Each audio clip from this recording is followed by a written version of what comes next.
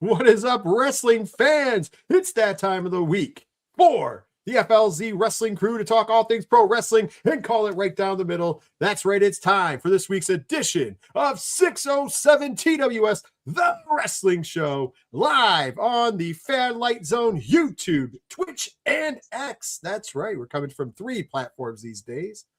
And of course, I am your host. I am also the executive producer over at fanlightzone.com. My name is Rich.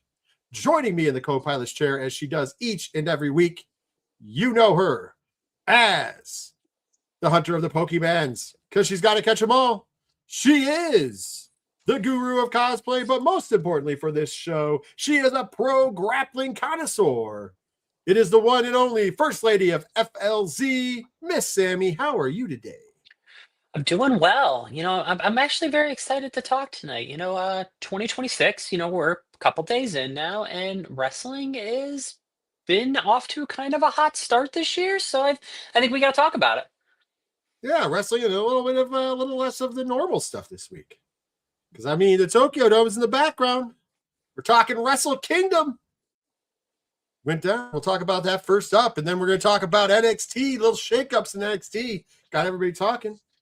And then we'll, end it out with the rest of just random, quick hits, talking about different subjects from around the world of wrestling before hitting you with a little bit of editorial. But before we get there, we do have to take care of some business. And, of course, that is go visit the place that runs the place. That's right. Over here, fanlightzone.com. The QR code will take you right over to the website. There, check out all the great comic book articles and comic books and everything that's going down. Of course, we are comic books and pop culture because they are one and the same, and wrestling and more. So you're going to want to check that out. And, of course, if you are watching us right now, obviously you're watching us. If you're watching us live, you're watching us on YouTube, X, or Twitch. If you're watching the replay, you're just on YouTube.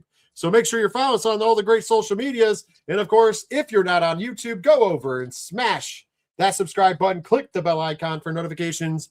And then, of course, hit the thumbs up to let the bosses know you want more pro wrestling and content in general on the home of comic books pop culture, Fan Light Zone's YouTube channel in particular. But make sure you're following us on all those great socials. Got a lot of great stuff going on. The growing company, if you will.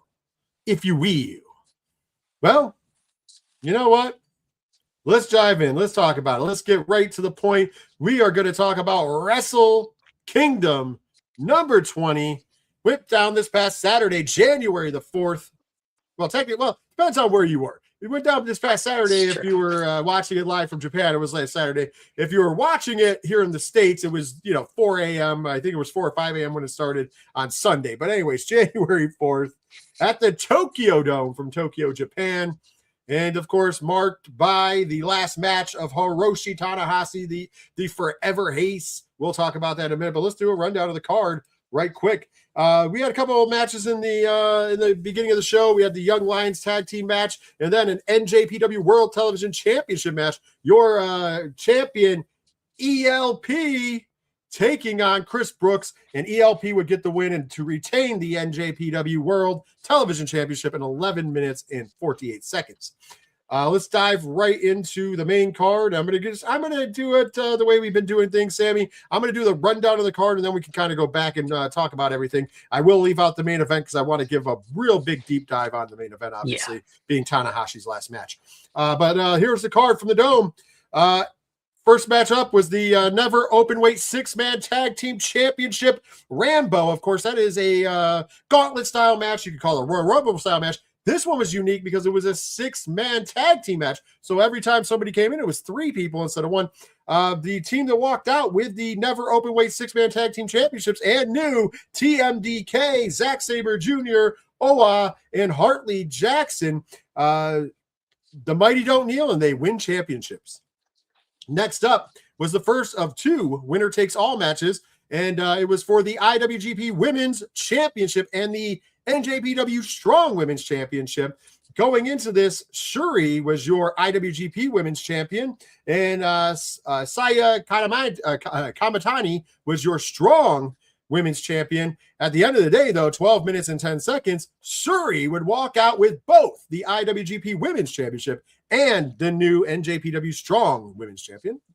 Then we would have a 10-man tag team extravaganza as the United Empire, Colin Newman, Great-O-Khan, Hanrai, Andrade El Idolo, and their surprise partner, returning after 15 months of a knee injury, Jake Lee, would defeat Bullet Club War Dogs, David Finlay, Gabe Kidd, and Drilla Maloney, as they were also tagging with the unaffiliated Shingo Takagi and the Ticking Time Bomb Hamaru Takahashi. This match got 14 minutes and 40 seconds. We'll talk more about the United Kingdom because there's a lot of big things coming out of there. Next up was the four-way match to determine the number one contender for the IWGP Junior Heavyweight Champion.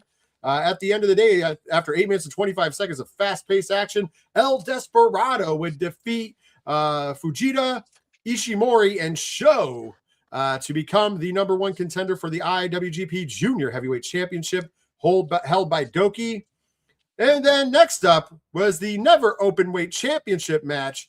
And your champion, the leader of the House of Torture, Evil, would, he wasn't alone. He came out there as always with Dick Togo, Don Fale, Sonata, Yujiro Takahashi, and Ren Narita.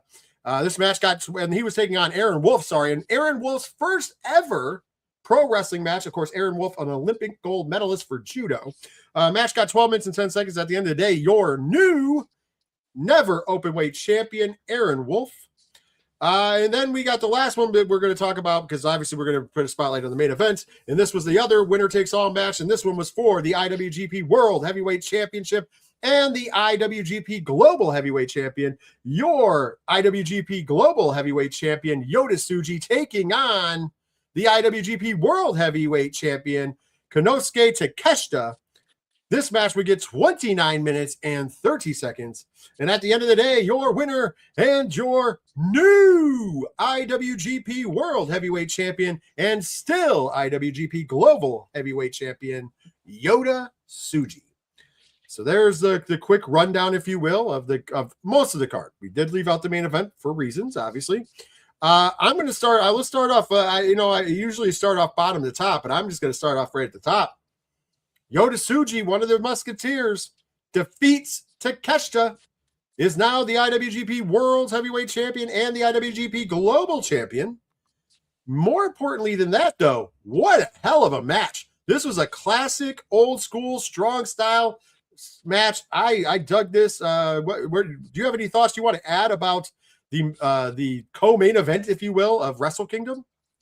Yeah, I mean, this is the exact style of match you kind of envision when you think New Japan, like this really strong style, two guys just going out there and really just going kind of all out. And that's really what you've expected from New Japan over the years. And this absolutely delivered. I don't think we can, say this enough. This show is one of the most important wrestling shows of the year, not just for New Japan, just in general. This is one of the big marquee wrestling shows of the year. So even if you're just an AEW fan or just a WWE, lover, and that's perfectly fine. Love what you love, but this is something that I'm sure you've at least heard of, and I do hope that you're willing to tune in and at least see some of the highlights of this, because some of these guys are guys you're going to see in AEW or WWE at some point, or maybe they're going to be feuding when some guys from AEW or WWE leave and go there. So, hopefully you're interested in that global market, because again, this is one of the marquee shows of the entire year for all of wrestling, and it delivered. One of my favorite shows of the year, every year, and always an early contender match of the year is always on an early contender for pay-per-view / PLE of the year every year. And it was no different there. I thought it was very telling that they went with the Gene Blast for the win. Moving on, obviously we're going to talk about the main event in a minute, but you're ending the era of the Ace. You're going to have to move into a new era, and you're going to have to start fresh. And in a lot of ways, you have stuff where we thought people were in it, but like the Musketeers have, if I'm being honest, have kind of the new Musketeers, have kind of underperformed. I mean, Shota Umino, who was in the main event of Wrestle Kingdom last year and lost to Zack Sabre Jr., was in the opening contest in the 6-man Rambo for the Never Openweight 6-man tag team matches. And that's just the thing. He was tagging with a guy who was upset about being left off of the Musketeers in Uemori. Yua Uemura was also there. Who's once again, I'm not crapping on an opening card spot. Just an interesting place to see when you have, these young up and comers who are supposed to be leading the pack. And on a night where you have Tanahashi retiring, who was a musketeer himself of his generation, for that generation. Well, him, Nakamura, and Shibata. And I mean, it speaks for itself when you say Katsuyori Shibata, Shinsuke Nakamura, Hiroshi Tanahashi, who are all going to go down, not just in Japan, but worldwide as three of the greatest wrestlers of all time. And then on the peripheral of that, always being upset was Tetsuya Naito, which we'll talk about him as well today. But, that generation is now moving on. It's the same situation we saw with John Cena in WWE, only to a greater extent here. And not saying that there hasn't been other people, because obviously the Rainmaker Kazuchika Okada, did an amazing job and was a big part of it. And Kenny Omega and Will Ospreay and Switchblade Jay White, naming some of the gaijin that were super huge in that era. But now, without some cameo roles, you're without these starring powers. So now it's really going to be on the back of Yota Tsuji. And Yota Tsuji went into this event where he was really harping hard on how Takeshita is an AEW guy, not a New Japan guy. And he's not on the New Japan house shows. He only shows up for the big events, and how he wants to bring the belt back, and how Tsuji wants to do rid of the AEW connection and doesn't want to do work with them anymore, because we should be all about New Japan Pro Wrestling. And I understand this. And he is speaking, once again, some of this is character, some of this is bravado, but I think this is a prevailing opinion. But my problem is that, and nothing wrong with Yota Tsuji, I'm a fan. It's just that you have to now deliver. You have to now deliver. And it's easier said than done. Now you have the ball. They've given you the ball. They've let you rename the title. We'll talk more about that a little later, about the other things he did, but they let you rename the title. We're back to the older belt. Now he's just the IWGP heavyweight champion. We're back to the belt that was made famous by Tanahashi and Nakamura, and specifically Kazuchika Okada, in my opinion, because even though I know other people held that belt, whenever I see that older style belt, I always think of Okada and the Rainmaker run, and now, you're talking about legacy and everything. Well, now you have to live up to that legacy. I think that's important, and you and I, we've talked about this on the side, Ken M jumping in as well, and we've talked about it on the show. New Japan was in a very difficult position a few years ago when everybody left. Everybody went to AEW, some guys went to WWE, everyone kind of left, and it takes time to rebuild the roster. It really does. It's not like New Japan was like on death's door, but a lot of main people in strong, top of the card positions all kind of left right on top of each other, and that has a huge domino effect. They've spent the last couple of years rebuilding that roster, and it's really starting to pay dividends. But like you said, you have the ball now. You're no longer the new Musketeers. You are the Musketeers, and it's time to go out there and perform. And we'll see what happens. I truly feel they're in a strong position. This card overall, it was very blended very well, minus the main event, obviously. Like we said, we're going to talk about that separately. But it finished up some stories. It unraveled some new stories. It really kind of blended through all of that. And I think that's what really highlighted the show beyond just the main event, because we all knew the main event was just going to be big fanfare, as it should be. Yeah, and I want to highlight one of the things to bring up to point, because one of my biggest takeaways, and me being a huge New Japan fan, I'm watching all the time. I love New Japan. I watch pretty much on a weekly basis, making sure I'm keeping track of what's going on. I'm just as a fan. I understand not everybody does, and that's fine. The thing of the matter is that they have suffered from the one big thing. The in-ring performance is good, is great. Yeah. And Japan, and New Japan does something, in Japanese wrestling in general does very well in storylines. I understand most people don't think so because they don't pay attention to that, but they do really well. The biggest problem they're going to have going forward is the same problem they've kind of had up to this point, and that is star power.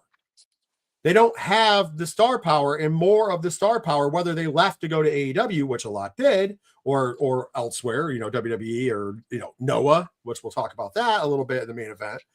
You're left with a lot of these things, and now you have to step up.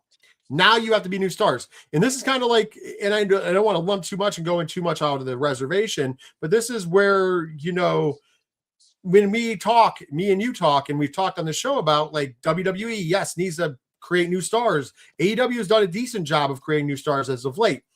But the one key is that even though you get to create new stars, you also have to be careful when you elevate new stars, because you still need the star power. You still need the draw. The Tokyo Dome was sold out, but it was sold out because Hiroshi Tanahashi was retiring. The question is, can we go 365 days from then to next year's January 4th and sell out the Tokyo Dome again without Tanahashi's retirement?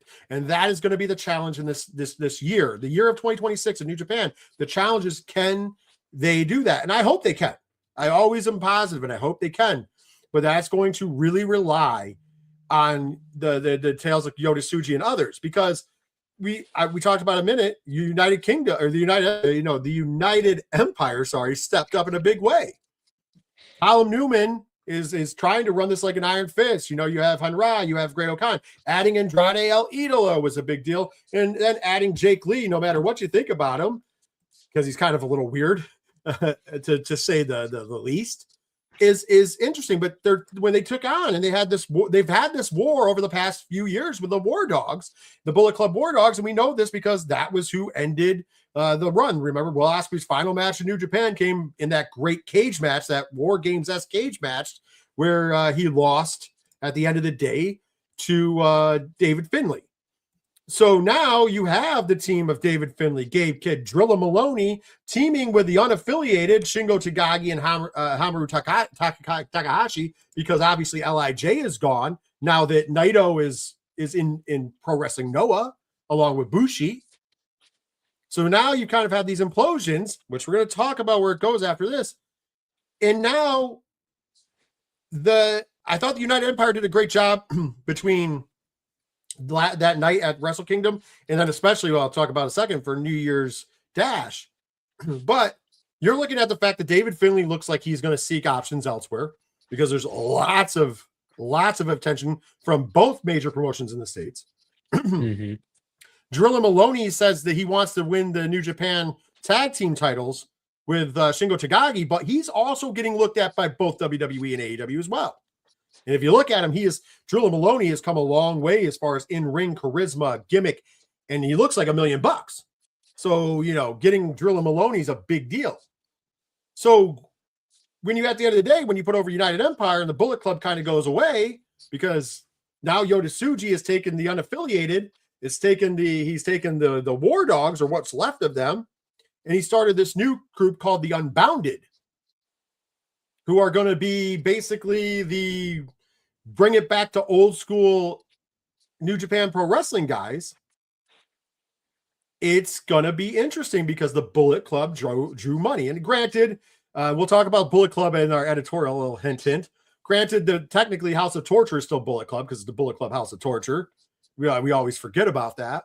But this is going to be the first time possibly where the Bullet Club, the big Gaijin faction that's carried a lot of money for New Japan, is also going to be gone. Well, some of your biggest stars are gone, and you're possibly losing I'm assuming you're definitely losing David Finlay, and Drilla Maloney might finish out 26 somewhere else as well. And now you have to build those stars. And once again, I'm a big fan of Jake Lee. Jake Lee coming back, and it's weird because I understand he's a weird, kooky character, and trust me, it plays off here. He's the guy that attacked Yota Tsuji after when he's giving his speech after winning. Very weird. The next day at New Year's Dash, he's like dancing with the belt. He's a weird dude, but at the same point in juncture, very talented, and that could be an avenue to get over. He's won gold everywhere he's been. He's a Triple Crown winner in All Japan Pro Wrestling. He's a Pro Wrestling Noah World Champion. He has been the top champion everywhere he's gone. So to think he's going to be a soldier in Callum Newman's United Empire is kind of laughable at best. Because although Callum Newman has come a long ways, Callum Newman, much like a certain other character that I talk about with Noora, his biggest claim to fame is he's Will Ospreay's little brother, if you will. It's that little brother spectrum. So much so that at New Year's Dash, the biggest thing that for United Empire was Will Ospreay coming out and getting in there and apologizing and said that when he's better, he's still got a long road. So crossing our fingers for Wembley, right?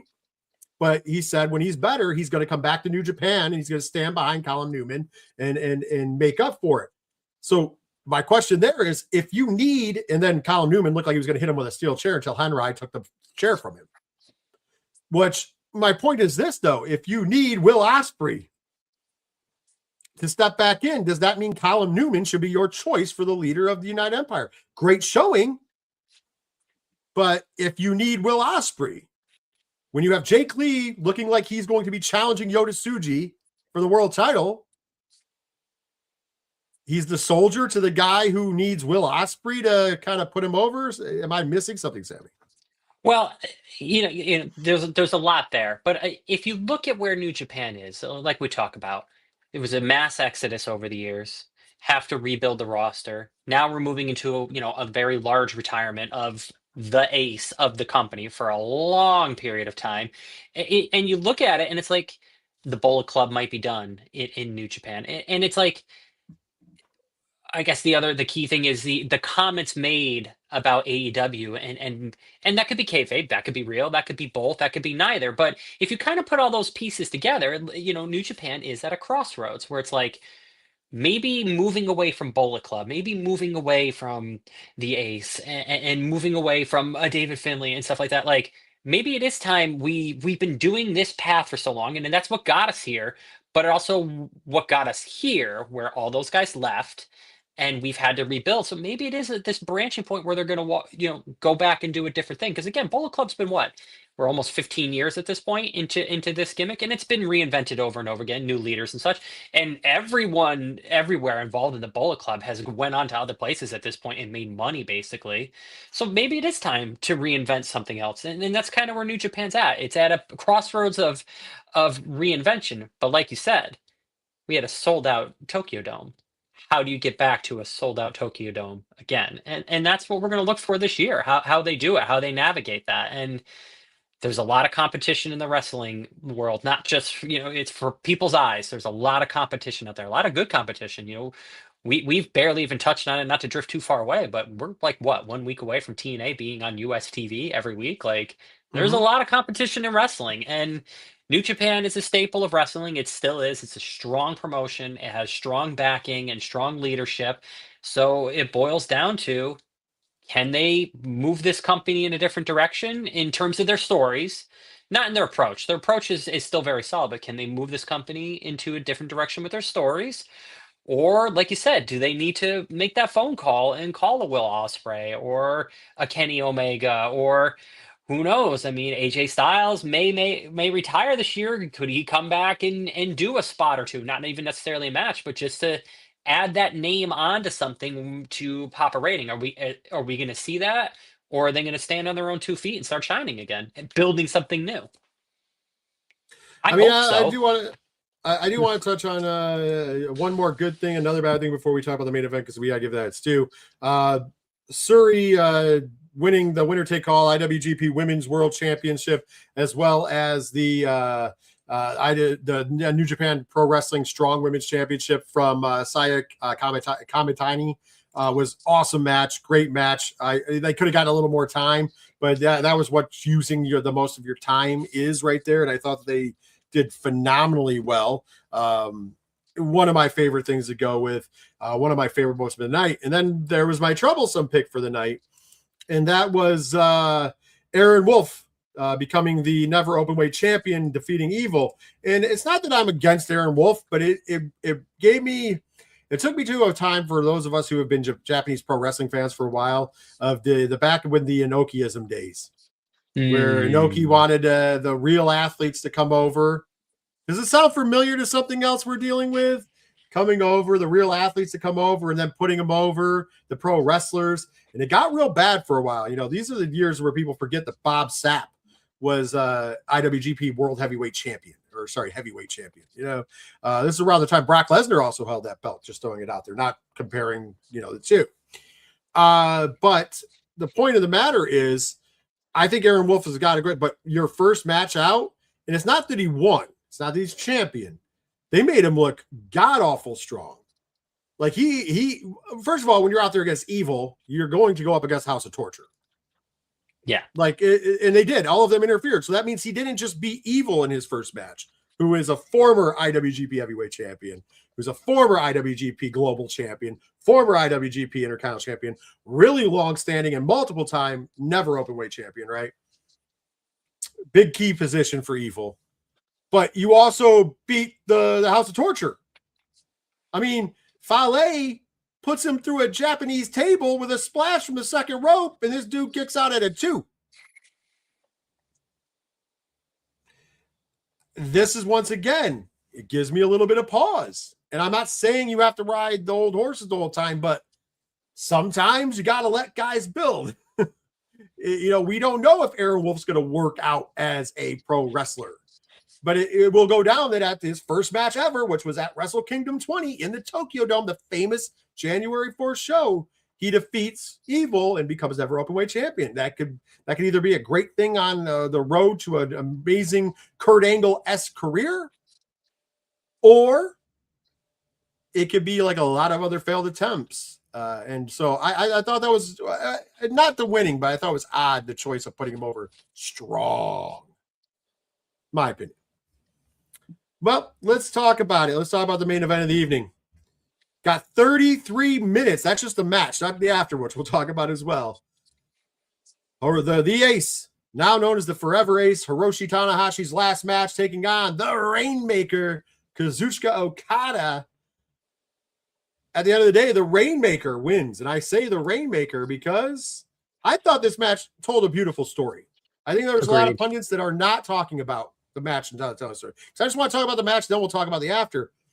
But you had something similar to what we saw here in the States with John Cena this last match. Tanahashi trying to fight out. The difference here is that he's taking on a rival who's been a thorn in his side for as long as you can remember. Okada and Tanahashi. Remember, Okada coming back from excursion and surprisingly defeating Tanahashi for the IWGP title is what started the age of the Rainmaker. And that was an interesting thing that happened in New Japan Pro Wrestling. And so now all these years later, Poetic Justice, you have Okada and Tanahashi in Tanahashi's last match. And Tanahashi, the old vet that's on the last leg, if you will, giving it his all. Taking as an amount of punishment, taking the beatings, keep coming back, getting his moves in, looking like he's going to win. And then on the other hand, you have Okada, one of the most beloved wrestlers in the history of Japanese wrestling, especially for New Japan, obviously. He's a legend. If you're talking Hall of Fame, he's there. Talking Mount Rushmores, you could possibly put him there. There's a lot of great names on there, but you could argue, you could make an argument for Okada, right? Mm-hmm. But he left New Japan. Remember, he left for 2 billion yen was the report. I don't know how true or whatever, but to go to AEW, to come to the States, and he recreated him for better or for worse into the guy who just basically ends every promo by calling somebody a bitch. But during the match, interesting enough, first of all, he comes out to the ring with Gaito. They haven't done that in a while. And then during the match, all match long, he's this new version of Okada.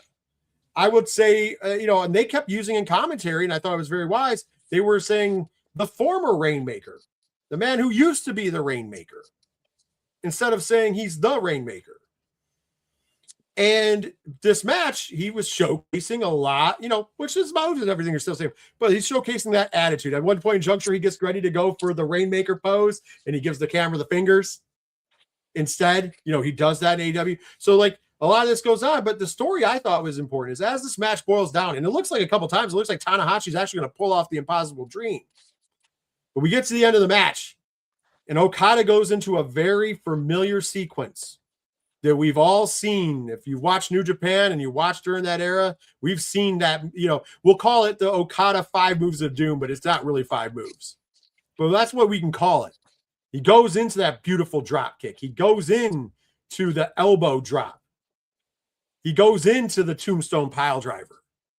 And then he hits the Rainmaker pose, the real Rainmaker pose. Come all the way out before one final Rainmaker clothesline for the win. And I thought that it was this beautiful story because paying attention, Walker Stewart, friend of the show, friend of ours, said something that I will always resonate. Sometimes the commentators make it. Said he couldn't beat Tanahashi until he became the Rainmaker. So he had to embrace, and I thought, hey, that's a beautiful story. And it really played out that way. This guy who was beloved left. The crowd still loves him, but, we wish you were still here. He doesn't come back and give you the version you want. He comes back and gives you the new version. The crowd, of course, is going to be behind Tanahashi. But to beat that legend, he has to revert to what everybody loved, the Rainmaker. And at the same time, you have Tanahashi. What a beautiful story. 33-minute last match. And for a guy who I've said, watching him in these last couple of years, even walk to the ring is pretty painful. To the fact that he went into the Fountain of Youth for one night and put on a really classic match. Definitely not as good as Takeshita and Tsuji, but those are two cats in their prime. Tsuji's not even in his prime yet. Takeshita, I would say, is in his prime. Tsuji's still on the up queen, so that's why I said he's a great wrestler. But to see that one match, I thought that New Japan, great call on make it the main event. They're big over there on usually a title ending the night, but I don't care. That was the right call. And 2, wow, the Ace definitely gave us one final great performance. So what were your thoughts on Okada and Tanahashi at the Dome? Well, I going into it, I felt like Tanahashi was going to be able to channel that, Fountain of Youth one last time to really go out there and do everything they could to really make it feel like it was 10 years ago, 15 years ago. Like you just kind of had a feeling like, that they were going to be able to pull that out. So I would want to go back and focus on the Okada side of things, because as we've talked about, the narrative of people leaving New Japan, the narrative of Okada leaving and coming to the States for a lot of money, and going into this match, he knows he's going to be the heel in this match. But like you said, the crowd still kind of loves him, kind of misses him. So, I feel like you outlined the story. It played very well into the narratives of the overall show and some of the discourse that we've seen about. We've heard some of the commentary about AEW, whether that's real or not. This plays into it. Like the whole organization or half the organization may not be happy with this idea of a partnership with AEW. It all plays into that. And that's just layers of storytelling to a story that the two competitors in the ring have been telling for a long time. And this was just the next and unfortunately the last chapter, which is kind of sad. But overall, the match was amazing. It was beautiful. It was fantastic. And like you said, this had to be last. We've seen too many moments like this over the years, and WWE was a big offender of this, not putting it on last. And I'm so glad that New Japan said, nope, this has to be last, because it had to be. How many people would have turned off the TV after this? Like, come on. Well, I mean, in the sad but true, I mean, Jushin Liger retired to not the last match. Like he wasn't the main event, which I mean, it's fine. He's a junior, but still, like it was just it's always wild to see the icons who don't get the treatment. And by the way, Tanahashi, when we talked about John Cena deserving that victory lap, Tanahashi is, for lack of better terms, for anybody who doesn't know, and I know I'm really oversimplifying this, it is really easy to see because they were around the same time, is definitely New Japan's John Cena. And it has been for quite some time. And possibly, if you look at it, maybe even more, meaning more. Oh, well, bigger. I think he's bigger. Yeah. But my point, meaning more to the overall, country of Japan and everything. Like I would say his John Cena's John Cena. We love him in the U.S., but you can't understate his impact, Tanahashi's impact on the business and on an entire country. But that's why I said I'm oversimplifying it for people who might not watch New Japan and don't understand the importance of Tanahashi. Then you get the ceremonial at the end of the match. There was a very nice word exchange, but privately, because you could see it in the ring with Okada and Tanahashi before Okada really kind of put over Tanahashi, bowed and gave him the ring. And then we get the ceremonial side, which is the flowers, the pageantry, the owners of the companies, the people saying, but then we get the surprises, which is the people saying goodbye. And man, I love how much Japan loves the Switchblade Jay White. I think Switchblade Jay White got the biggest pop with the exception of the last guy we'll talk about.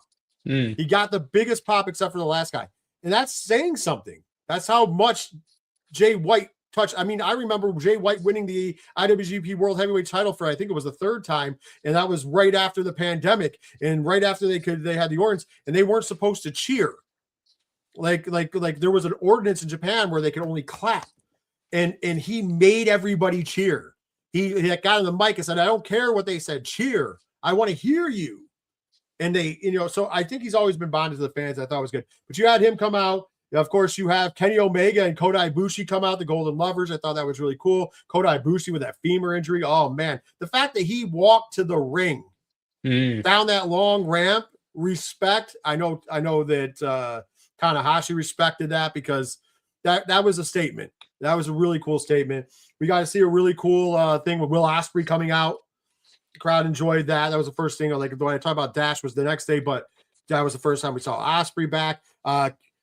One of my favorites, Kenji Muda came out. So the great Muda, if you will, the other alter ego. Him and Fujiwara both came in, both aces of their times. Nice to see that. And we get to Shibata comes out for the emotional one with they locked up, they chopped. Obviously, the one that was notably missing that the internet Martian was Shinsuke Nakamura. Obviously, WWE not allowing him to be a part of it, which sucks, but I get it. Like business wise, I get it. You're partners with our competitor. You're not partners with us. If we send our guy over, where does it make a difference for how does that pay off for us? Where's our payout? I get it. I don't like it, but I get it from a business standpoint. I still think it was crappy, although it was nice. He did send his armband over with Takeshita. So Takeshita wore Nakamura's red armband during the match, the title match. So that was pretty cool. And then, of course, Tanahashi during the match did the whole boom-aye. So that was also great. And then everybody clears out. We think we're going to get Tanahashi's speech, and we get the music that nobody thought was going to happen. As returning to the Tokyo Dome after just leaving, Tetsuya Naito returns to the Tokyo Dome, returns to the company he just left, and of course, in true Naito fashion, takes forever. Like his music played almost a full time through before he ever came out, and Tanahashi's in the ring touching his wrist and like shaking. By the way, Tanahashi in real life is the president of New Japan, so he's the boss, and he's sitting there like, "What's going on?" And Naito comes in, and Naito, in true Naito fashion, gives him actually really nice words and saying, "Thank you for having me back." Who knows if I'll ever be back to New Japan? Probably not. And like, it was nice to be in the Tokyo Dome one last time. And he even gave him the big, the fist salute for LIJ, to which Tanahashi was like, should I do it? Cause usually that means he's going to kick him. And he did it, and he didn't get kicked. He didn't stab him in the back this time before exiting the ring. So it was really nice to see Naito back. Obviously, one half of the Pro Wrestling Noah, the GHC Tag Team Champions. So really good night. Then Tanahashi had a great speech. We got some air guitar to thunderous applause from the crowd. And then they had him in that articulator that rode him around the building, which I thought was really cool as well. I thought they did a great job with the saying goodbye. I sat on my couch and enjoyed not just the entire 33 minutes, but probably the next half hour plus of pageantry of saying goodbye to Tanahashi as he deserved it. So really overall, how did you enjoy the farewell to Tanahashi?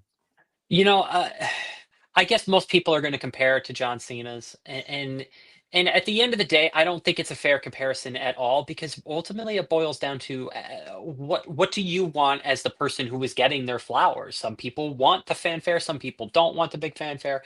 I personally loved it. I think the personal touches of everything, the great rivals and it from storylines, but the great people that work together to get these moments, these last moments in a ring together, I think was absolutely beautiful. And seeing Naito show up, and it made me more upset that Nakamura couldn't be there, especially on Monday Night Raw when they acknowledged it. And I'm like, let him go. Like, what does it matter anymore? He's not going to get in the ring and do anything or whatever. He's going to show up, and give someone his due as he should. So that it kind of hurt me there. But, at the end of the day, it was a beautiful moment, very fitting. And very fitting as someone who absolutely earned it. Blood, sweat, and tears for 20 plus years. like I said, I understand one end from a business standard, but I don't understand from another business standard, because think about the moment you would have had if you know you had if WWE would just gone, okay, you can not only can you use him, you can use his music. So think about that. You could have had, you know, the WWE's theme music for Nakamura play in the Tokyo Dome. You could have had Nakamura enter the building to thunderous. It's a sold out Tokyo Dome. If you think that they weren't going to pop for Shinsuke Nakamura, you're a fool. They're going to pop huge for Shinsuke. And it would have been a great ambassador job for WWE. Yeah, you don't do business with them, but hey, you do go to Japan. You try to make a yearly trip to Japan. Don't you think the fans would remember? Oh, yeah, you let Nakamura. They let Nakamura do business with Muta. Remember, Nakamura had Muta's last singles match. Not his last match, but his last singles match. What if you buy into the narrative that maybe New Japan is souring on this AEW relationship? And then you send Nakamura over there. You send in Nakamura and AJ Styles, a Finn Balor, just to go over there as well to be a part of this. And it's like, hey, maybe it goes nowhere, but these guys get a big moment for their careers, you know, and are able to give us flowers. And then maybe they come back to the US the next, you know, couple days. And it's like, you know, WWE looks at it and like, wow, they really did get a big reaction. Maybe we should do a storyline with them and this and that. You never know. Isn't that why you do a battle royale? You put a bunch of guys in a ring to see what shakes out of it. Like that's exactly what this could have been. But it also would have meant something to the business, the overall business of wrestling, and the fans. And I think that's and the other thing is, like, my other thing was originally like, oh well, maybe they were nervous about upsetting Noah, who they do have a business relationship with, but Noah sent Naito. He was there. So Naito and Bushi were there. So that as soon as I saw Naito, which I knew was happening because I peeked behind the curtain, I had to work that day, so I watched it after I got to work. So I'd already seen that Naito showed up. I tried to stay away from spoilers, but I'm in my mind, in my opinion, I'm like, oh well, if you were worried that your partner and Noah had a problem with it, well, they let Naito go. who just made the big show. Like literally, he just was the big surprise on the 1st of January for Pro Wrestling Noah and their January 1st show. Literally was just the big surprise, and they let him go do this. So at this time he's been in Noah. He's been under contract with Noah. Well, I mean, I'm sure he signed before, but you know, like storyline wise, for 3 days, and he was allowed to show up. So I really still, I get business wise, as we're putting on my wrestling as a business cap. I get it, but I also don't get it business wise. But then again, I'm not trying to figure out their business anymore because. So I do think that was bad, but it didn't overshadow anything. I think Tanahashi got what he deserved. Amazing. Thank you to the Forever Ace. You know, it's going to be hard to fill those boots. The good news for New Japan though is he's still in that office and he's going to be and he's a hell of an ambassador. So if anybody can keep the ship right, it's going to be Hiroshi Tanahashi, and that's definitely the silver lining. And hopefully, you know, we continue to go that right. Let's switch gears to some younger wrestlers though. Let's come back over here and talk NXT for a minute. I was originally going to say, hey, let's talk about New Year's Evil, but oh boy. Other than that main event, show did not play out how we thought it would, Sammy. So we're not going to even go into the show, but I want to go into what happened at the end of the night. I want to go into what happened prior to the end of the night. So prior to the end of the night, we learned that there was some big up moves. Some big moves moving to the main roster of World Wrestling Entertainment. Jordan Grace is now on the main roster. There's a lot of movement. We had Trick Willie move up to the main roster. We've had a lot of movement. Javon Evans moves up to the main roster. And you get to the end of New Year's Evil, and after a tremendous match between Leon Slater and Obafemi for the NXT Championship, Obafemi successfully defends the title. We get this weird cutscene. Now, production thing aside, we get this weird cutscene of Ava addressing the locker room about all the move-ups, and now there's more opportunity before we get Mr. Stone coming in and going, hey, you need to see this. And we find out that Obafemi has left the NXT Championship in the ring. So he vacated the NXT title, and obviously he'll be called up to Raw or SmackDown.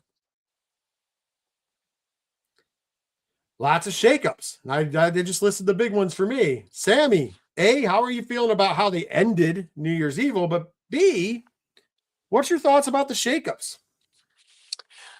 Well, let's focus on New Year's Evil first. Like you said, the show itself was not a good show at all, and not a good show, not a good showing from NXT. A promotion, a secondary promotion, a brand, or whatever you want to call it, that kind of delivered time and time again all of 2025, and really, when you going into the show looking at it was like, okay, yeah, this is solid, and then it just wasn't, and that was tough.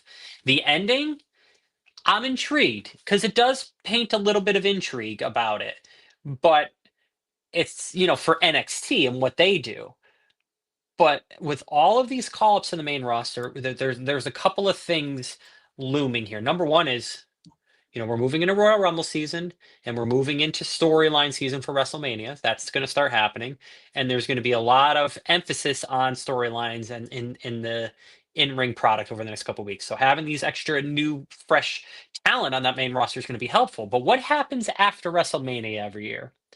Layoff season. So some people are going to go again, and it's just a cycle in WWE. We've kind of gotten used to it, even though we never like it every year, because there's always names of people that end up leaving, rightfully, wrongfully, whatever. So we're going to start moving into that cycle, which is scary and tough to think about. So we don't have to worry about it now. And then the other side of it is, and this is a topic we talked about a few weeks ago here on TWS, was NXT call-ups, that gap in talent for many years, and now you have some guys moving up to the main roster, and we saw what happened when some people move up to the main roster.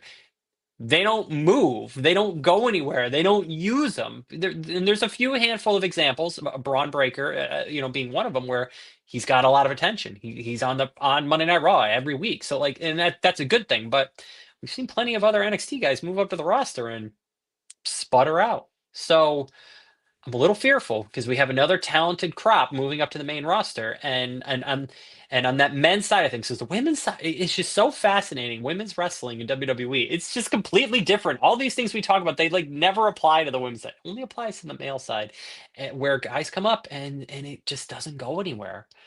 So I'm hopeful because, again, this is another very talented crew, and I'm hoping for success because the main roster on both sides is very stale. You have a lot of amazingly talented people there with tenure, long tenure, which is a good thing. They're getting paychecks all the time, but you kind of run out of things to do and people to work with. You can't, that's why you get Cody and Drew McIntyre having the same storyline that nobody cares about for forever. Just keep going on and on and on and on and on. So a little nervous, excited, but nervous. And that's kind of what WWE wants, right? They want that intrigue. So I hear you. They're getting what they want. Yeah, I mean, I thought it was weird to do that at the end of the show. I don't like. I mean, for a company who was he could have lost his smile. Well, I mean, the point of the matter is for the company that's this is talking about WWE as a whole, who's out here defending, the right thing for business, vacating a title to make it look less than is little weird decision in my opinion. It's a Shawn Michaels decision. Well, it's not a Shawn Michaels decision. Shawn Michaels was a whole real life weird thing. It was a weird. This was a weird hey, we're just gonna admit that nobody's gonna beat this guy. We're going to leave the belt in the ring because he's going to go on to greener pastures. In past, guys have defended those titles even when they went up to the main roster. Could have had him come back and lose the belt properly. It doesn't hurt. Or if you knew this was the case, book him in a match where he could actually lose the belt. Whether that's to an absolute Ricky Starks or to an Ethan Page or to whoever. Insert whoever you want. Or let Leon Slater win the damn thing. Not a bad idea. Joe Hendry's on your roster. Joe Hendry win the thing, Well, he might be main roster now at this point. He is main roster, but he is main roster. He is main roster. But my point is, you could do something. You know what I mean? Yes. And leaving the belt in the ring, it's And I get it. So, they're protecting. No, but they're not protecting. It doesn't matter. But the people, the universe marks aren't going to care because they don't know. They don't watch NXT to begin with. Main And then roster the people guys who have do gone watch down there NXT right? are like, why the hell did he lose the belt? Yeah, main roster guys have gone down there and won the belt and then lost it to Becky NXT Lynch guys just and gone won- back to the main roster. Like, whatever. Becky Lynch was just champion, 2 years ago? Yeah. Finn Balor went down there again for another run. Who actually just said recently on Cody's podcast that is his favorite WWE run, was his second NXT run, which I don't blame him. He did a phenomenal work down there. But what happened? He went back to the main roster. So, like, whatever. Dirty Dom was born down there. Like the popular version of Dirty Dom went down there, was the North American champion. Come on. So, Yeah. like, my point is that you could still do it. That is what it is. Kevin Owens was NXT champion and was defending that title when he went to the main roster. Finn Balor the first time when he went up, there's a lot of guys who it just makes no sense. Yeah. It was just a weird thing. But am I happy Obafemi's going up? Absolutely. Am I nervous? Absolutely. Like, I think that there's so much you can do, but it depends on if they're going to drop the ball or not. Speaking of it, another lackluster show that happened, the Netflix season premiere. 1 year on Netflix. Triple H on there again. It's the beginning of a new era. Bullshit. Every time, by the way, I'm going to call out Ken M because he might be lurking in the chat somewhere because he's probably doing some comic book work while watching us because making sure I don't say anything crazy. But I'm going to call him out. Ken used to call out Tony Khan all the time for his surprises. So whenever Tony Khan would say, we got a surprise coming, he'd be like, oh, it's going to be like a West Part Church. Now, granted, it got to that point, right? But every time I have a weird reaction, Sammy. Every time I hear Triple H say, this is going to be a new era or anything with that, he says era in anything, I roll my eyes. Yeah. I roll my eyes. I go, oh, great, not this shit again.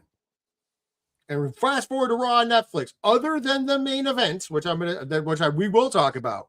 Oh boy, that did not feel like, hey, we've been on Netflix for a year, and we're putting on a big show that we stacked the card for and made everybody go, oh yeah, can't wait for January 5th.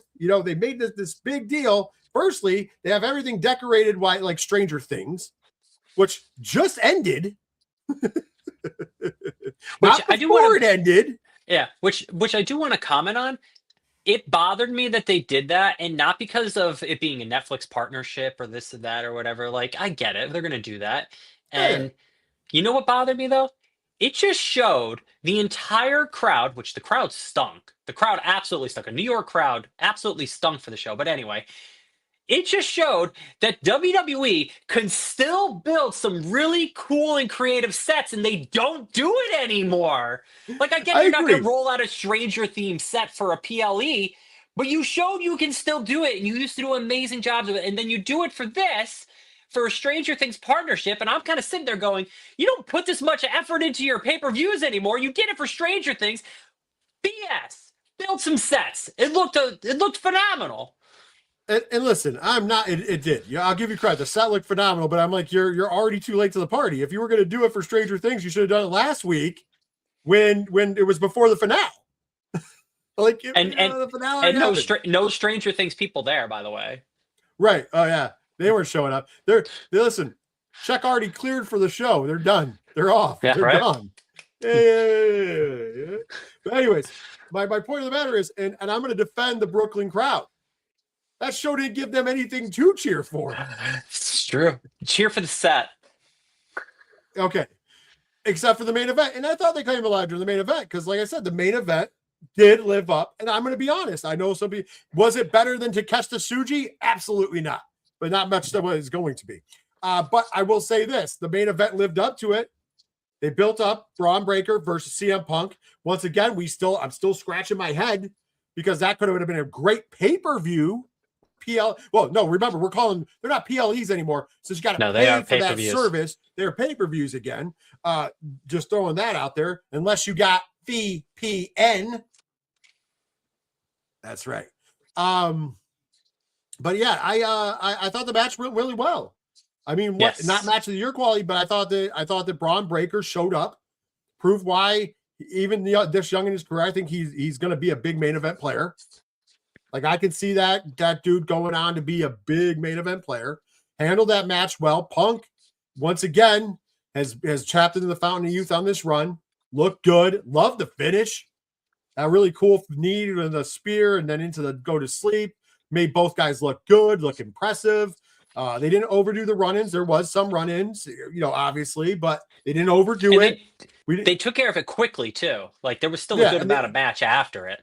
Oh yeah. So we didn't have to worry about like them doing 50 million ones. That's what I was worried. I was worried about the Brock Lesnar run-in and foul by who, like that could have happened. The tribal chief makes his comeback. There could have been 1.5 million things they could have done. Jericho everybody was disappointed. No Jericho. Listen, if Chris Jericho's coming back, he ain't coming back when you expect it, unless it's the Royal Rumble.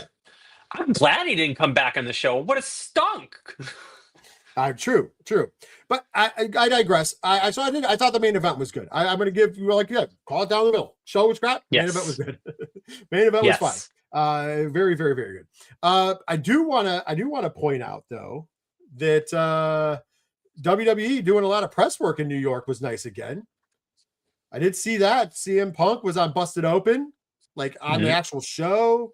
They had a couple other guys and gals go out and do some real New York media, which has not been done in a little while. Let's be honest. So I thought that was kind of cool. I was giving them credit there. And I don't know. Am I excited for the Royal Rumble? I don't. The band's still out. As of right now, no. Agreed. Maybe it's because I'm coming off the high of Wrestle Kingdom and how great that show was, and proving that I will get up early in the morning if I have to watch a wrestling show. We know this. I've done it many a times. But there's some of the highs of AEW as well. MJF getting the title back and such. Like there's some good highs in wrestling right now. Right. And TNA's starting its new show, but it's like WWE. Where are you going here? Where are you going? We'll see. They're just wandering through the tulips. And then the other big news out of the let's humor the IWC, the Fed. I think it's funny. I always make fun of calling it the Fed, by the way, because technically speaking, it was the Fed less time than it's been the E. So to me, the E just sounds more natural. Yeah. The other big news, if you will, coming out was that Thieves in the Night. We got the press release. I'm not going to read the press release because it's already out. But Thieves in the Night, they moved all of their old PLEs and documentaries from Peacock to Netflix. So the funny part about this, Sammy, you're going to love this, is that before we got the press release, because they coincided that press release with Raw, they had done this on the 2nd of January. It was done. And so you're going to love this. This is going to be a peek behind the curtain at home. And it shows that I live the VPN life when I talk about it, right? So I turn on Netflix because I watch documentaries and stuff. So I turn on Netflix just because I'm writing reviews. I want something on the background. And I have Netflix on, and I see Royal Rumble. And I see all these other things, and I'm like, did I leave my VPN on? Did I leave my location somewhere else? I didn't think that they moved it. I'm like, did I? So it gets better. This whole thing goes down. I'm just thinking, okay, I just left my VPN on whatever country I had it on last, right? And so fast forward to before Raw, so that Monday morning, and Ken M sends me the press release from WWE, and I went, and we had a side chat about it. I'm like, oh shit, they moved it over. I just thought I left my VPN on. Like a thief in the night. Just off. I said I left it on. Oh man. Nope. Thieves in the Night. How do you feel about them moving all that stuff over here in the States even? Well, I mean, it makes sense. That it's one of those weird relationships, right? Because we heard the conversations about it, that they pumped out PLEs at that point, still PLEs, to get out of that contract sooner. And obviously the librarian stuff was going to linger longer. I'm assuming that had a more set time period versus, set amount of, appearances. But yeah, they're done with the Peacock, and so where does the Peacock go from here? I guess if you care. I mean, in my opinion, there's too many streaming services at this point, but that's another story for another day on a completely different channel than this one. But yeah, like a thief in the night, boom, here today, gone tomorrow, and then the press release a couple days later when when the dust settles. I love it. They got in, got out, and then we're like, all right, now we'll announce it. Just in case something goes wrong, we'll wait a couple days. But to me, like I when you said where's Peacock go, off of my subscription list, thank God, because it's the one less thing I'm going to pay for. No offense to the Peacock, but there's nothing else compelling that's got me watching. No. Sorry. They have no wrestling, right? They have no wrestling? Or is it who I don't know if NXT is still there or not. I don't know. I really just don't know. I'm so confused by all this nonsense. It's confusing. And audience, like you said, we will figure it out for you, audience. I promise. We will do the hard work. If anybody else can figure it out, drop it in the chat. Drop it in the chat if you can figure it out, because nobody goddamn knows at this point. My point of the matter is that it's been, as to your point, it's been such a hell of an end to 2025 and 2026 elsewhere in pro wrestling that it just feels like, what am I talking about in WWE? A lackluster Raw with at least a good main event. I'll say very good main event, just to be on board, right?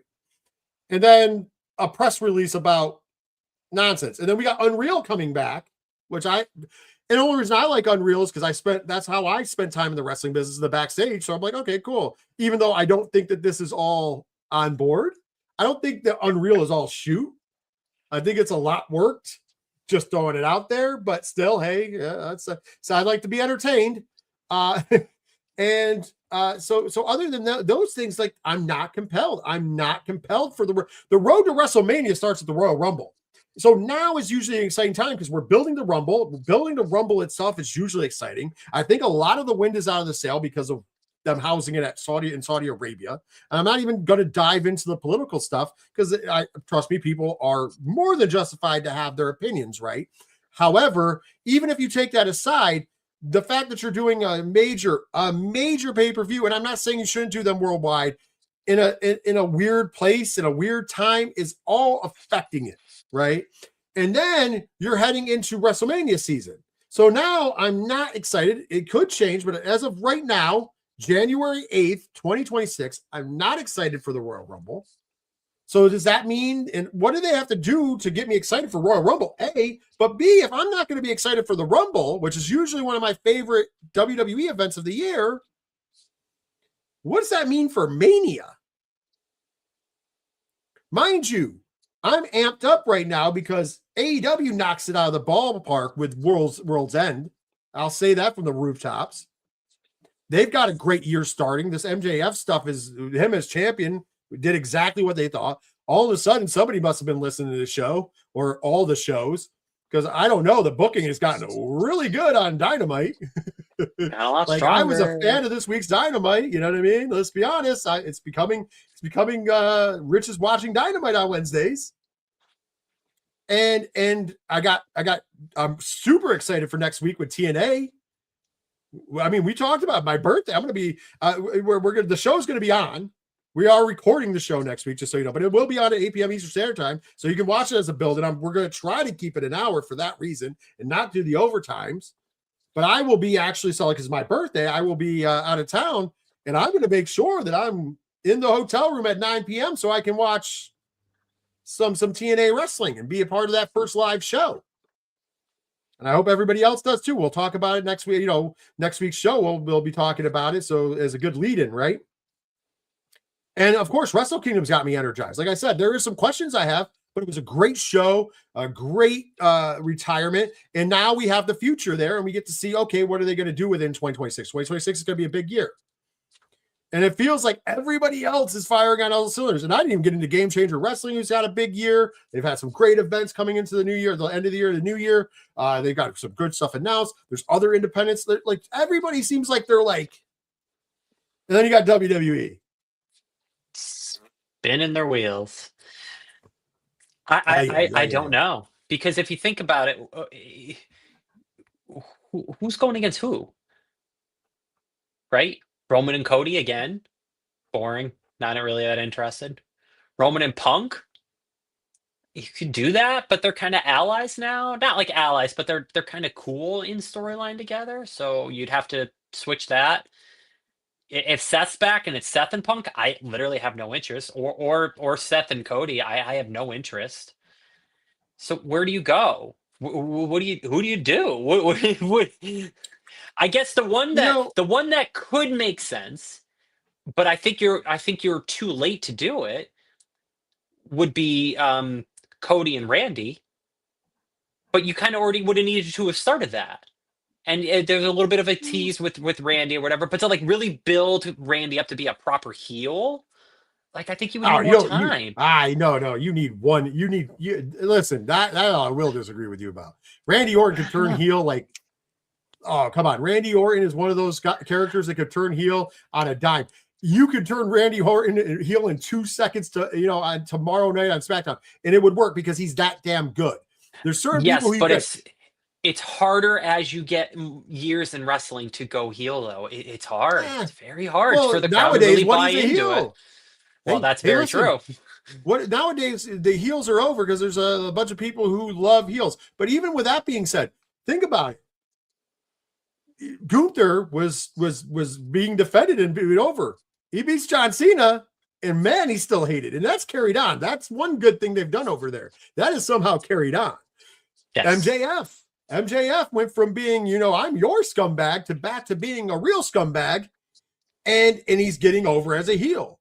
Randy Orton's that kind of caliber. So I think you need less time to make Randy Orton. You could make Randy Orton a heel tomorrow. There's more than enough time. However, my point of the matter is that still something you're going to do at Mania?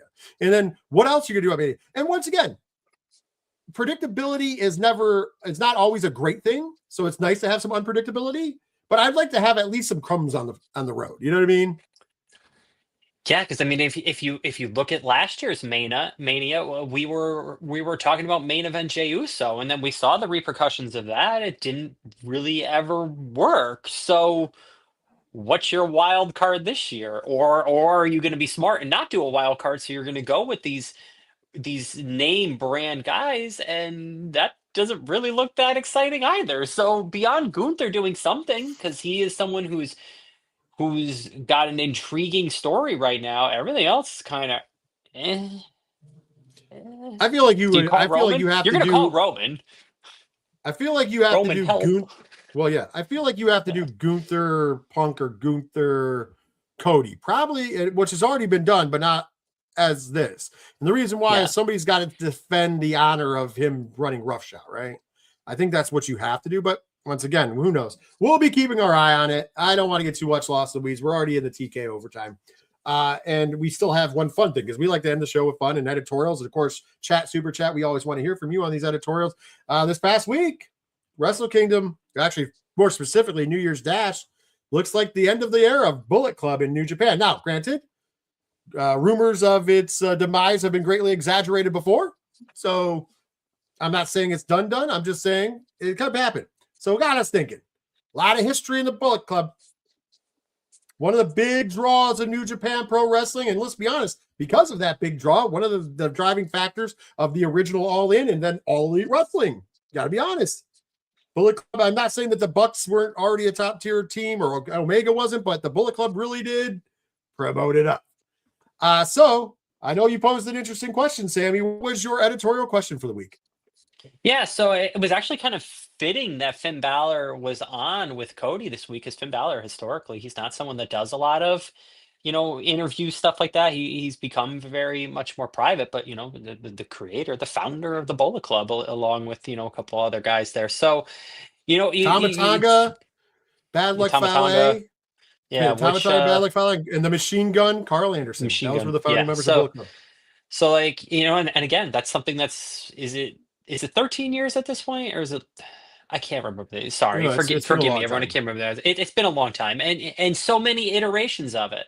So I mean, the question really is, you look at some of the names of Bullet Club over the years, and where they are in wrestling today, because you just run through the names. Kenny Omega, the Young Bucks, Finn Balor, AJ Styles. These guys are just titans of wrestling right now. A lot of them making a lot of money and doing amazing things, and they really changed this era of wrestling. So when you look at the Bullet Club and its many iterations, who's the best leader? By the way, Who's May the of best leader? 2013. May of 2013 is when the Bullet Club started. Yeah. So Wow. 12-year run. 12 plus year, almost 13-year run. Yeah. So it would be easy to go with, Finn Cody Balor, Rhodes. because he was the first, or Prince Devitt, right? It would be easy to go with him. It'd be easy to go with Kenny Omega because Kenny Omega got to preside over some stuff. But it would also be easy to say maybe Switchblade Jay White. Switchblade Jay White got inherited stuff. But I think that I'm going to go with the person who was the leader of the Bullet Club when the Bullet Club became the It faction. Remember, the first they were an outlaw Gaijin faction. Mm-hmm. And then it became the It faction. And we're built and integrated was when one phenomenal AJ Styles was the leader of the Bullet Club. With his surprise, he left TNA. A lot of people thought he was WWE bound. Didn't happen for a multitude of reasons. He landed in New Japan Pro Wrestling, and he landed in the Bullet Club. And then as Prince Devitt would end up leaving to become Finn Balor, he would then turn around and become the leader of the Bullet Club. And under his reign, he would be IWGP World Champion. The Young Bucks would be IWGP Junior Heavyweight Tag Champions. The Good Brothers would be the World Tag Team Champions. At that time, a young Kenny Omega coming over. I shouldn't say young, but Kenny Omega, when he first joined, was during the AJ Styles. He would become the Junior Heavyweight Champion. There was a lot of gold in Bullet Club. And that's where they really set up. And that was also where we got the original cool Bullet Club music. Mm. That was where we got it. And a lot of cool things happening. So I think that was the era because, and I'm not saying I didn't love the other eras. I love when Kenny was in charge. I really love the Switchblade era. I think Switchblade is like one of the more underrated leaders of the Bullet Club. But I think that the Bullet Club wouldn't be the Bullet Club without AJ Styles as the leader because that was the era that really made the Bullet Club. Of course, GOD was on top of the tag world as well, in between that as well. So lots of great stuff. Your pick. Yeah, I'm with you on that, but and then you got to throw it out to Prince Devitt. I mean, he's the one that started it all, and I think that's important because when like you said, when he left, that's when it really started to shine, and he set that foundation of everything. So and it's amazing run. It's definitely a faction that could go away for a while, and then you could bring it back with a new crew just because of the way it was founded, the way it was built. There's this built-in story there, no matter what, being that Gaijin, faction, so that you can always bring that back, especially with some of these guys as they move into other parts of their career or the retirement. You could go that angle of one of these guys comes back, to help support one of the, younger member of the roster, and you could start right from there and bring it back. It's one of the few factions that could continue to reinvent itself, whereas some of these other ones, it's very much locked in with the members that, like an Evolution. You could do an Evolution now, but it really wouldn't be the same. It would be, you would call it something else, much like Evolution was, a building of the original Four Horsemen, something else. Yeah. So and so it's the same thing, but it's different. Whereas you could roll a group together, and with the right people, you could call it Bullet Club, and people would buy into it. It's one of the few ones I think you could do it with. I can't really think of another one. Maybe NWO, but I don't know at this point. I think that's too old at this point. You Bullet Club's a continuation of NWO and DX. That's all that really was. I mean, originally when Devitt did it, you had the gun, the little trigger was the symbol. But then the Good Brothers, right around that AJ Styles time, brought back the Too Sweet. And famously Luke Gallows said that one time he was first of all, they got the permission of Scott Hall to use the stuff, which is great. And then he said he bumped into Kevin Nash right after it all began and was like, "Oh man, I was ready for him to lay into me because, And I said, brother, I hope you're okay with it." And he told me how much he loved it. And I said, "Shit, you got to be careful because I'm stealing so much of your entrance. If I steal any more, I'm going to owe you royalties." It was an honest lie by Luke Gallows, but it was true. But I always equated that era of the Bullet Club. Like, I love the Devitt stuff of him creating it. It was the outside outlaw. They were the outlaw Gaijin heel faction, and it was really needed in New Japan. But there was something that happened there when that AJ said it became cool. That's when it became cool. The Bullet Club shirts were everywhere. We remember, the classic Bullet Club logo. Everyone's heard that Hot Topic story. Everyone's heard it. The Two Sweets, came back. They're crouch chopping. They're Too Sweet, and they're hamming it up. And it was, the reason why I think that was so good was it was fun. Yes. They made it fun, and they made watching wrestling fun. And I think at the end of the day, that's why the fans got behind it. And I think that's why I do like the reinventions, because obviously, you know, under Kenny Omega kind of continued to be that AJ Styles area, the cool kids table. But then under Switchblade Jay White, it started to become counterculture again. And then it really became counterculture under David Finlay. And that's not, and I'm not taking away from Evil with House of Torture. House of Torture is its own. I feel like House of Torture, I mean, we call it, you know, technically it is Bullet Club, but it's not. It's its own thing. And I like how it's morphed into kind of its own thing, because I think those guys do a good job of doing what they do. But yeah, if it is the curtain call for Bullet Club for right now, it'll be back eventually. But I think right now I would shelf it anyways, because who would you have right now who's gonna, you know, you would have to get a big star, in my opinion, to come over, or a couple good big Gaijin stars to come over to like really rebirth that, because it got that big. And that right there could be a very interesting story for New Japan to tell, where they do sign a guy and it's like, listen, you are going to rebuild the Bullet Club, and we're going to just lay that whole story out. You're going to come in and people are going to rag on you because you're the person with all the big success from here, there, or whatever, but you're here now, and you're going to start looking for some allies, and you're going to start looking for some help, and you know, and you're off and running again. And it could be a lot of fun, but you know, like you said, needs to go away to reinvent itself. Maybe, who knows? It could be back in a month for all we know. By the way, not to throw him under the bus because he isn't in chat, so maybe he's not watching, but I'm going to throw him under the bus. Ken M has a big soft spot in his heart. His two favorite Bullet Club members of all time, Jeff Jarrett and Hulk Hogan. If you don't know, you know. They both were in Bullet Club. How crazy is that? Cody Rhodes is the greatest Bullet Club leader.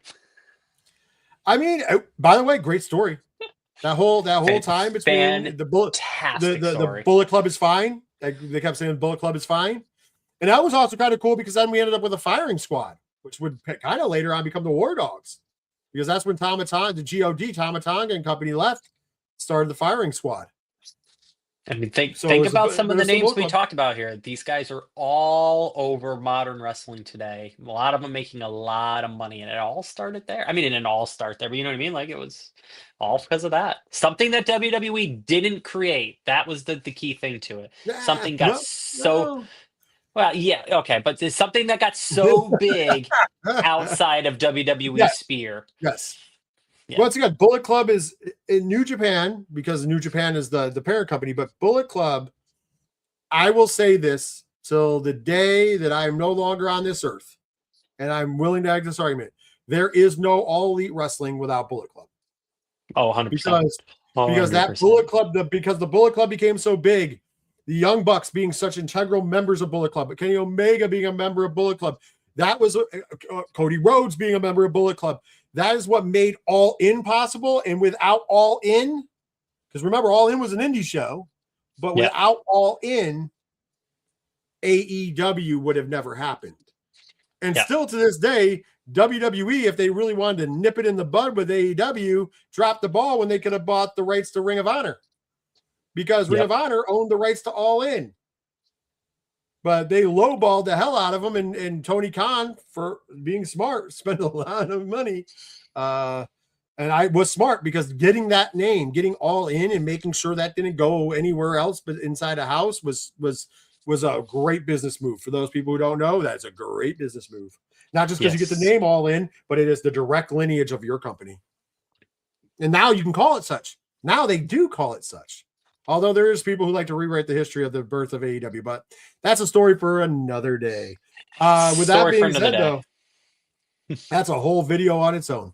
But with that being said, we are coming to the end of this week's edition of 607 TWS, the wrestling show. Hopefully you had a lot of fun. If you watched us in the replay, or you're catching it late, drop some stuff in the comments. We always want to hear from you. Make sure you hit those thumbs up as well, and you're smashing that subscribe button, because we want to talk to you. Make sure you're tuning in to all the other great things we have here on the Fan Light Zone YouTube, as we are starting up, and as an upstart, we are growing. I know this past week I unveiled a new comic book day kickoff. That will be happening every Tuesday, so check it out. It is really the kickoff to new comic book day. Find out what's coming to the shops, and of course, make sure, I'm going to put the QR code up there. Make sure you head over to Fan thefanlightzone.com. New comic book day, 9 a.m. every Wednesday. We drop all of our reviews. There's a ton of them. Like this week, I do believe, written-wise, there was like 32 and then 6 video reviews across the social media. So that's why you're going to want to make sure at the end when I put that graphic up that tells about all of it, make sure you follow us on the social medias. Make sure you follow us there.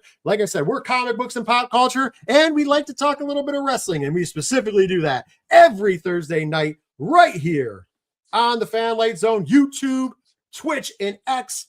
And we want you to join us next week because we will be back next week where we will talk about all the goings on in the pro wrestling world, including leading you right in to the TNA Impact debut. With that being said, for myself, for Miss Sammy, take care of yourselves, take care of each other, and most importantly, later wrestling fans.